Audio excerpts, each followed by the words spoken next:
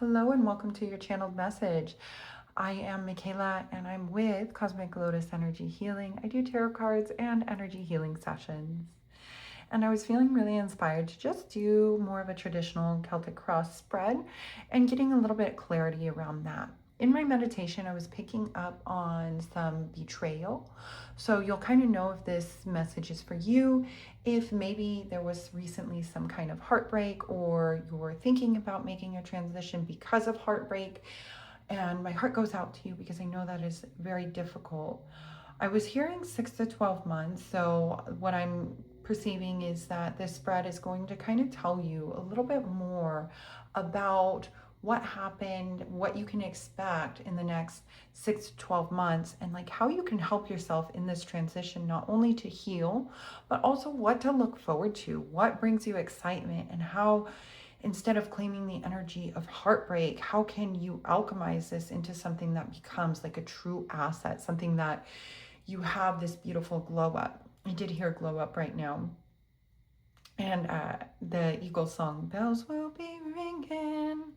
And so I kind of feel like, in a sense, like this is like a giant glow up, maybe something that you have yet to experience just yet. And I feel like this was a long-standing relationship where it was a little bit more challenging for you to make this transition. Maybe you really love this partner and maybe some things were bad, but it wasn't bad enough to finally leave. And then after some time, you finally decided to make this transition. And it's just a little bit scary. It's a little bit scary doing this thing on your own or not knowing what's to come. So we're going to pull some cards and just begin to see exactly your situation, how it feels, and what to expect.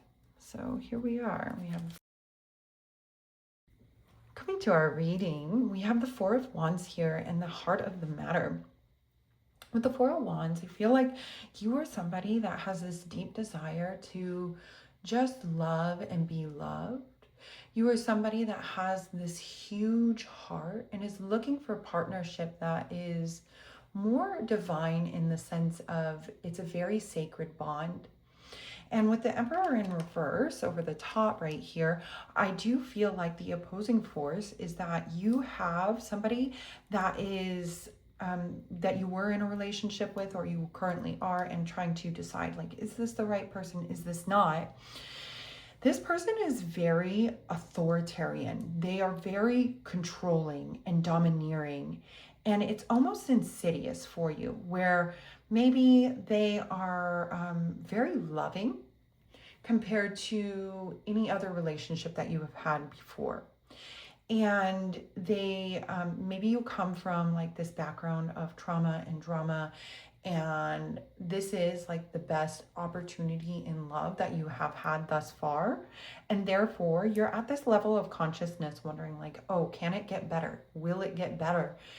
And Spirit is trying to remind you that yes, it can get better. This person, I kept hearing narcissistic traits. I'm not going to say like they were a narcissist, but I will say that there was something about coddling when they were younger. They were seen as pride and joy when they were younger, and the entire family almost like celebrated them. Maybe they were like the baby. And as they grew older and this kind of aspect fell away and they hit real world, they then tried to manipulate their outside circumstances so that way they could get the same kind of love and validation that they had before. And this might reflect in their relationships now, where maybe like their family patterns are still very enmeshed in the sense of it is so over the top, in the sense there's love and kindness and compassion, but then I'm almost picking up on like this I'm better than you kind of attitude that the family in general just kind of has. With the Justice card here, I feel like in the past you have been somebody that is very loving and kind and has this big open heart. I see it so clearly where you just have this pure, radiant heart. And I'm not saying that this person doesn't either, But there's something genuine about your heart space and what you bring to this world, and genuinely like how you want to heal, how you want to show up. You're very intentional with your work and with your healing. And I'm feeling like this person has pulled out some of the nastiest traits within you. Like a lot of shadow work has had to happen because of this person's kind of behavior. I am picking up on a lot of heartbreak and betrayal. So I feel like this may have triggered some of the deepest, darkest, nastiest things within you in the past, where you feel like you need to get your justice back. You feel like you need to express your dominance. And maybe this person pulled out qualities in you that is not necessarily something that was ever yours to begin with. Now, I do feel like this relationship is here as a mirror, just like any relationship in our life, to teach you something about life. This person is here as a giant mirror, maybe to heal some shadow aspects within your own upbringing. Maybe your attachment style and just the way that you show and express love. Because I think that you being somebody that has such a big heart, it's really easy for people to take advantage of you, because I think like the hardest work that you have yet to do in this journey is set boundaries. You want to love, you want to coddle, you want to take care of the people around you, and yet at the same time that leaves you feeling so depressed and overextended and not well. It leaves you feeling like very imbalanced. I'm seeing like the scale right here, and it's super imbalanced. And I'm wondering if, you know, you overextend in this relationship and what you receive in return is not the same. With the Wheel of Fortune, this seems like it was something that was destined. This was a relationship that you had to go through. This is a karmic relationship that you have had to put in the time and effort and work in order to evolve your soul, your mission. And I think that you have experienced so much pain in this relationship that it has actually catapulted you into this self-transformation and bringing you back home. I wouldn't even say creating like this new version of yourself, but you're peeling back all these layers of things that you aren't. And you're coming back to the core of who you actually are. And I feel like you have gotten so lost in this relationship and in this dynamic that there's a lot of beliefs that you have taken from this person and adopted them as your own. So you feel like this is the way that I think and about the world, and this is who I am. And I feel like this person was so insidious with their thoughts and beliefs that you began to develop this idea that they were your ideas too. And so your outlook, your perspective on life, that's how we manifest. So you're all constantly like drawing situations back to you of that. I am seeing that there has been some financial blocks. And one of the biggest financial blocks that have been occurring in this relationship is because of this people-pleasing behavior. And that's not a bad thing. That's sometimes like we want to keep the peace or whatever. But I think that this relationship was here for you to step into your own voice and to learn just a little bit more how to be authentic and true to yourself. What's happening right now, and your main goal is to cut through the illusions of how this person has been so insidious within your life. So I feel like these beliefs is what Spirit's really honing in on. Is they have really changed the reality that you are able to express, or the reality that you get to experience, because maybe they made you feel a lot less than. Maybe they tore you down, or they had certain habits that would always make you feel like you were never enough, or there was something that was wrong with you. And the main thing that I would say that needs to be worked on right now is understanding the way that they used to think is influencing you now, and how can you learn to have more of a positive self-talk? How can you learn to cut through the illusion of your thoughts like this sword, right? And rather than letting the sword cut your hand, how can you become a little bit more callous to what other people think and say and do, and instead develop your own relationship, with yourself. Learn to have this positive self-talk. Because the thing is if we don't learn from, this current situation, what's going to happen is we're going to continue to pull the same aspect of certain relationships that we don't love over and over again until we learn the lesson. And so I do feel like you have really stepped into your authenticity since being in this relationship. And you were not very authentic in the beginning, not because you didn't want to or you were fake. It was just more so like you didn't know any better. You weren't too far developed in your healing journey just yet. And now you are starting to see things. You are starting to see like how important it is for you to be genuine and authentic to yourself. I feel like there were some issues in the relationship where they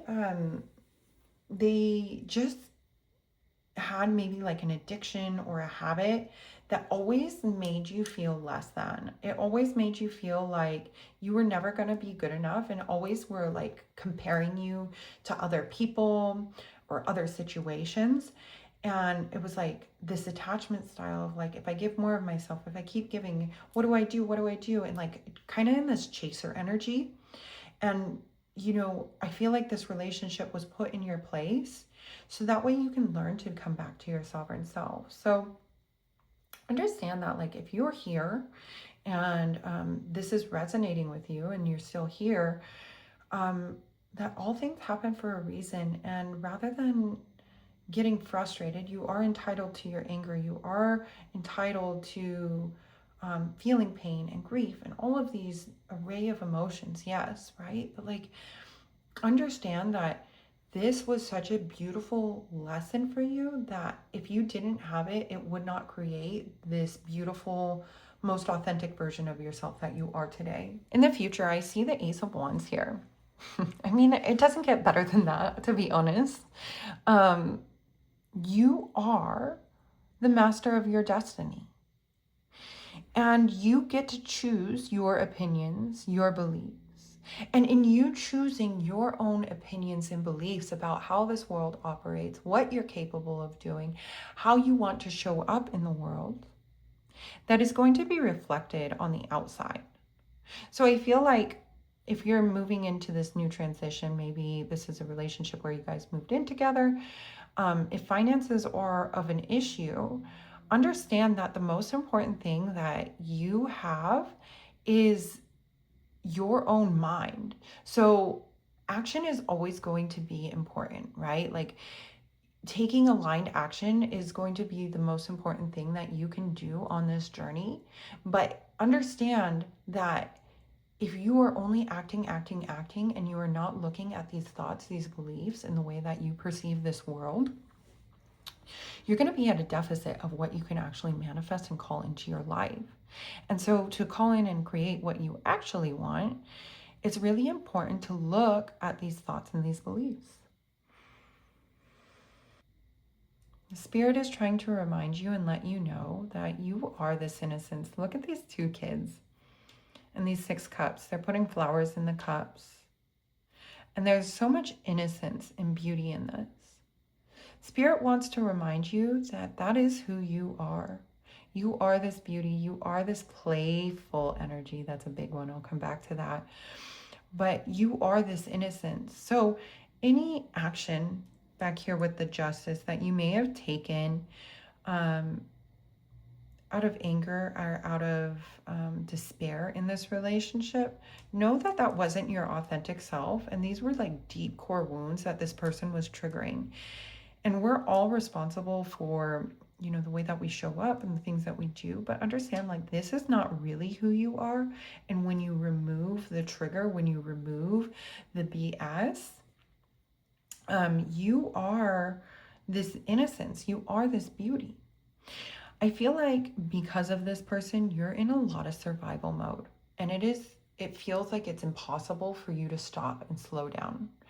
Um, I feel like you have been triggered. There's a lot of childhood wounds that I'm picking up on that this person had influenced, and rather than like creating like a safe space for you to be nurtured and loved and cared for, they kept triggering it. And so you would run from one place to the next and just be in this scarcity mindset.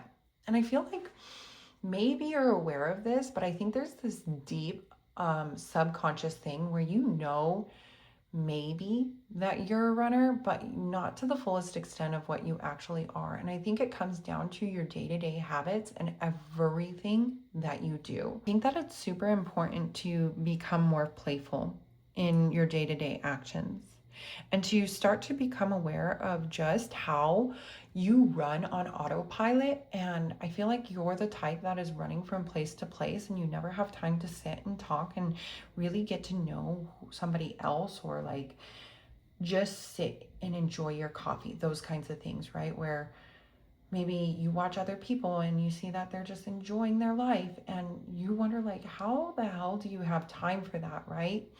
And the reality is we all have time for things, but in general, just living in this programmed world, we're programmed to believe that, there's not enough time and we always have to be going. And if I'm not productive, then the world's going to crumble apart. And here's the thing, is like when you realize and you start to remove yourself from all these situations that you think you need, what happens is you realize the world actually doesn't fall apart, and your mental health, and you start to feel better.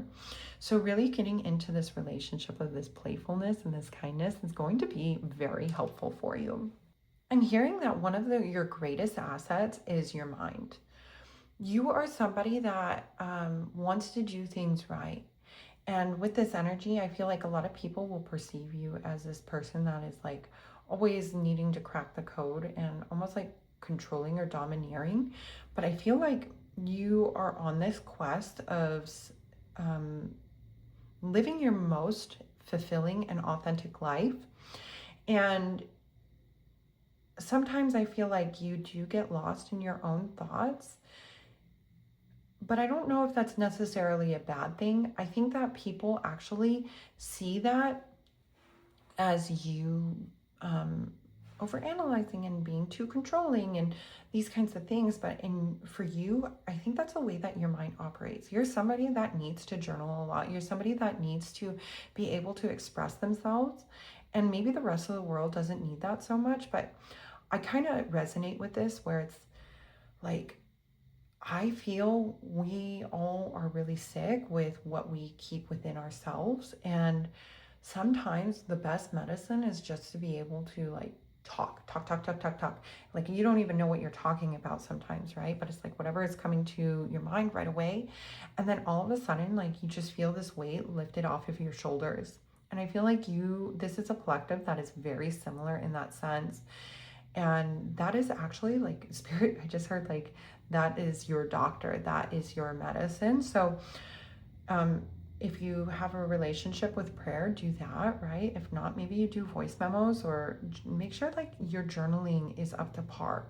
You're able to express yourself, your ideas, your needs, and don't worry about,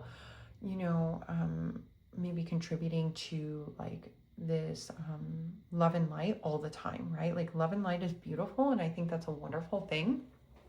But at the same time, it can get to a point where it is repression, where you're not really addressing what's actually going on. And in this situation, I do feel like there is going to be a period of anger, of just like this outrage, this outburst, right? Because as you separate yourself from this relationship and you really start to see all the insidious ways that you had been manipulated without even knowing it, I feel like there's this rage within you that is ready to come out. So finding outlets like that might be really helpful. Maybe if you find boxing, or if you love, some kind of like martial arts, or like rage rooms, something where you can get this anger out would be really helpful, because at the end of the day, we do want to move towards forgiveness, because that is like the frequency of, you know, your wealth and abundance. That's something that we want to work on, right? But also understand that like anger is beautiful too, because it is teaching you what you will accept in your life and what you won't accept anymore. And so, if you are super angry at this person or in life in general, like let that out. Find healthy ways to allow yourself to express that anger, and understand that, like, this too shall pass. You won't always be angry. And I feel like this is a collective that is there. You're doing the work, you're doing the freaking work. So, don't worry if you're in some anger for some time. That is a normal human reaction, and it's actually protecting you. So just stay with that, relax, and understand that like you will come to terms, and you will find your forgiveness, and you will get yourself back on track and into alignment. So the Four of Cups is actually one of my favorite cards. And this is all about your guidance. What is Spirit telling you to kind of focus on, what to work on? And the Four of Cups, I always hear, is like in the traditional tarot, he's looking at the one cup that he doesn't have. And what he doesn't realize is like there's a couple other cups behind him that, you know, aren't spilled. And, you know, everybody interprets it as like crying over spilt milk. But I love, my favorite interpretation is like, hey, when you're done grieving, when you're done feeling these negative emotions, just know that there is abundance here. There is something for you to look forward to. So understand, like, you can feel the feels, let it out, do what you need to do. And then at the end of the day, when you're ready, just know your abundance is coming. And this is the outcome of the reading, the Three of Cups. So I love the Three of Cups. Three Cups are always about emotions and like your relationships and stuff like that. This whole situation has caused you to purge out what you no longer want, what you will no longer tolerate. And in you finding that, what you're calling in is your soul tribe. You are calling in your divine counterpart. You are calling in the people and places and situations that are going to lead you to your highest fulfillment. Whatever you're thinking right here, right now, like, oh, I think this would make me happy. I think this would make me happy. I think that you are thinking really, really small. That's what I'm hearing, is like small, playing small, being small. And I heard control. So it brings back to this relationship. Being aware of the programming that this relationship has caused on you is going to be really helpful, because it's going to help you to shed these beliefs so you can call in your soul tribe. And the way that you do that, the way that you begin to create this new life for yourself, the way that you begin to call in your soul tribe and your divine counterpart, is practicing being authentic, ruthlessly authentic in every situation, in every way. And authenticity, and when we talk about that, right, like that can feel like overwhelming, like, oh, I hide all these parts of me, or I'm not even aware of like how I hide myself. But if you could learn to integrate, I'm going to be authentic once today. I'm going to do something that's a little bit risky. I'm going to do something that makes me feel a little uncomfortable and puts me out there. The thing is as you do that, the days will compound and compound and compound. And it's like that book, The Compound Effect, right? Where you will be able to finally be speaking more naturally from that authentic place. So rather than like, oh, this is who I am today, is completely authentic, right? Find little ways every day that you can be a little bit more true to yourself. Bring in that awareness into your life and see where you may shy down, and know that it is helping you raise your vibration, your frequency, so you can manifest everything that you want. I'm feeling really, really concluded here. Actually, this has been a beautiful reading, but we're going to pull a couple last cards here. light beings, we have soul mating, and there is only one light.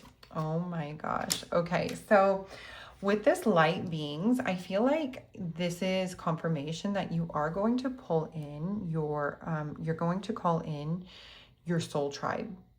There are people that you have yet to meet, and they are going to be the ones that help you on this journey, move forward, not only in like relationships and kindness and love and like, all those beautiful things, but I feel like they're going to be the ones that are helping you to advance in your career, whatever it is. Even if they aren't part of your career, I feel like being around them and being around their frequency is going to call in abundance and wealth for you. With your soulmate card here, I don't really need to say anything else. Like I said, divine counterpart. Practice being as authentic as possible. Practice showing up every day and being your true self. And that is going to be the most healing thing. And in that, you are putting yourself in the frequency of being, of calling in your divine counterpart. And there is only light. I feel like this is just like telling you that, spirit is here. And, I'm so sorry that you had to go through this transition, but just remember that, anytime that you are feeling sad or depressed about the situation or anything, your spirit team, your guides are here. They are always here to support you, and all you have to do is call out on them. Let's grab just a few more before we close this out. From the angels and ancestors oracle, we have shift your perception.